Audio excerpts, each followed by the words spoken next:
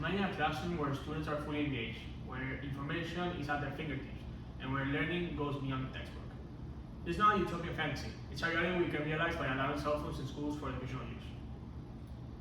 As students, myself, have seen how powerful smartphones can be, not for just communication, but for research, organization, and learning. I've also experienced how outdated policies often limit our potential rather than guide. Cell phones should be allowed in schools because they enhance learning. They help students develop real-world skills and support better engagement when used responsibly. Today, I'll talk about how cell phones can transform the classroom and how they prepare us for a world of technology and how we can address the distraction issues with appropriate structure. So first, let's examine the facts on the topic of school policies and cell phone use. Currently, cell phones are strictly prohibited in many schools as they are not only considered to be a distraction.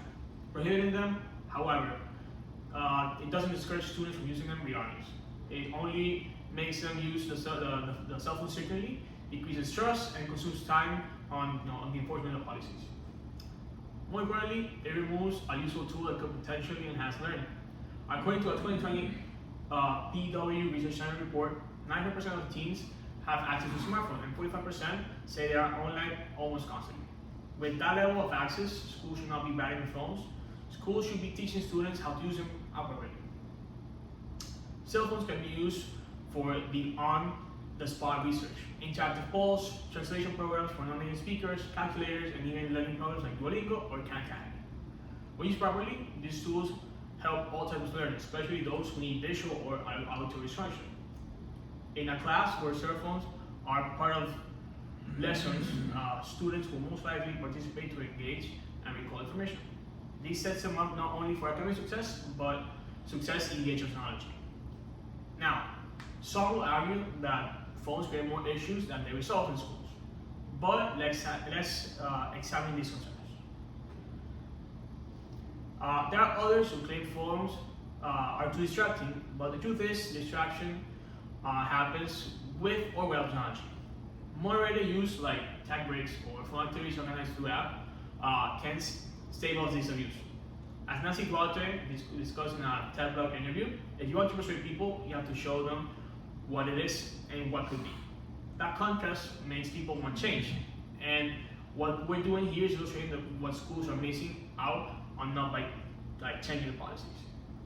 Then people criticize that not every student has a phone. That's correct, but most students do. Schools can bridge that gap with shared classroom devices or regular Wi-Fi access. Equality is important, but it's not the solution to hold anyone back because some students don't have access. Third, people say phones encourage cheating. However, cheating is not a phone issue, it's a curriculum issue.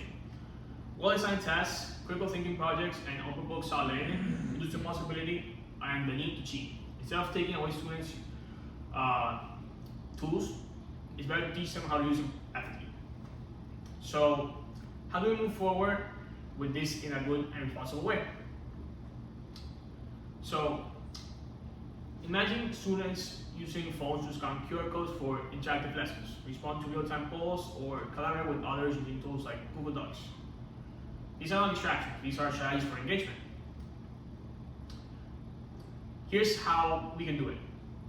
So, schools need to have a well-designed set of rules for proper phone use. Teachers need to learn how to integrate phones into lessons,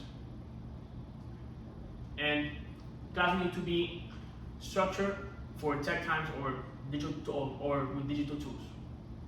Students are included in creating tech rules, which builds responsibility.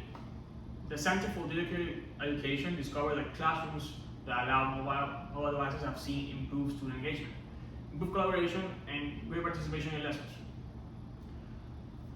That's what we want.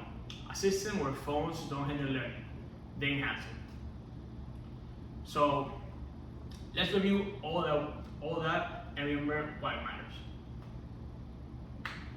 So in brief, phones can improve learning, develop real-world tech skills, and make classes more attentive, more interactive, and with a structure that benefits far the exceeded risk. We're not discussing convenience, we're discussing giving students the tools necessary to succeed in a digital age. As I said earlier, imagine that future classroom where students are engaged, motivated, and empowered. That can be reality if we can move beyond opposing technology and begin using it intelligently. Let's get phones out of attention and put them to work for learning, for growth, and for the future.